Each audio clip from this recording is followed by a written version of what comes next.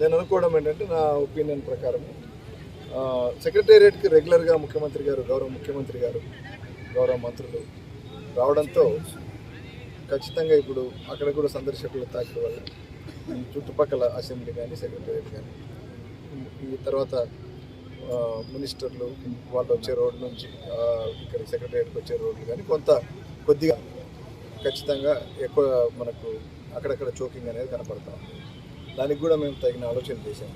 దాన్ని బట్టి చోకింగ్ తగ్గడానికి గౌరవ ముఖ్యమంత్రి గారు కూడా ఆదేశాలు ఇచ్చారు. నా వల్ల ట్రాఫిక్ ఇబ్బంది జరగకూడదని దానికి సంబంధించి కొన్ని సూచనలు కూడా చేశారు. అది పరిశీలిస్తున్నాం. మోస్ట్ ప్రాబబ్లీ సిటిజన్స్కి ఏమి ఎటువంటి ఇబ్బంది జరగకుండా మనం సాధ్యమైనంతగా సులభ రీతిలో అట్ ది సేమ్ టైం ఏమిటంటే గౌరవ ముఖ్యమంత్రి గారి లేకపోతే గౌరవ మంత్రులు వాళ్ళు